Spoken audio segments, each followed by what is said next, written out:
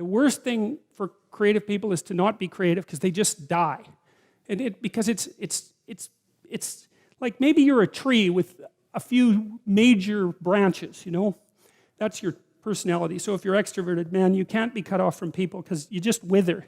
And if you're agreeable, you have to be in an intimate relationship or you die, you know? And if you're conscientious, man, and you're unemployed, you're just going to eat yourself up because you have to have a duty and you have to carry a load because you just can't stand it otherwise. And open people have to be creative. They have to be because otherwise they die. They don't have any vitality. And so they're cursed with the necessity of putting a foot out into the unknown and making sense of it. And then they're also cursed with the necessity of trying to make a living while they're doing that, which they can't because you can't. It's almost impossible to monetize creative action, as many of you who are creative will no doubt find out. It's very, very frustrating. It's not that creative action is without value, right? Because the creative people are entrepreneurs and the creative people revitalize cities and the creative people make things magnificent and beautiful. You think about what's happened in Europe over the last 1,000 years, say 2,000 years, this amazing, unbelievable collaboration to make things so beautiful that they're jaw-dropping when you walk into them. And you think about the economic value of that, right? I mean, I think it's either France or Spain that's the most visited country in the world. It's one of those two. I think there's more tourists in France than there are people most of the time.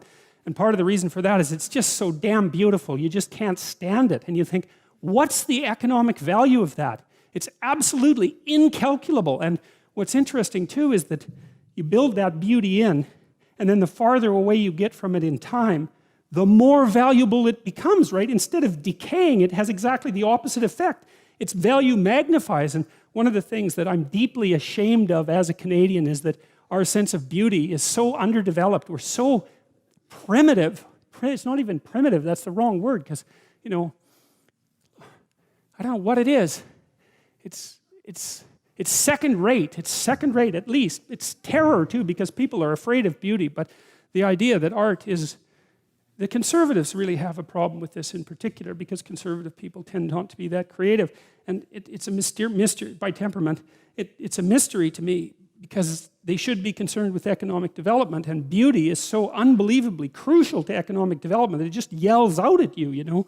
So anyway, so that's what artists are doing. And so one of the things I would say is buy a damn piece of art, you know? Find one that really speaks to you and buy a piece of art because you invite that into your life, and it's a look out if you do it. If it's a real piece of art, because you'll also get a little introduction to the artist, and then that'll seep into your life, and that'll change things like mad. But it's unbelievably worth it because it opens your eyes to the domain of the transcendent. That's the right way of thinking about it. A real piece of art is a window into the transcendent. That's what it is. And you need that in your life because you're finite and limited and bounded, right, by your ignorance and your lack of knowing. And unless you can make a connection to the transcendent, then you don't have the strength to prevail. You look at these magnificent cathedrals that our civilization built over the centuries. You know, some of those, they're still building the Sagrada Familia in Barcelona, right? And it's an amazing building. I think it's going to take them like 300 years to build that. You know, people in the Middle Ages, they'd start building a cathedral and they think, we'll be done this in 300 years. You know, you imagine the vision that it took to invest in something like that.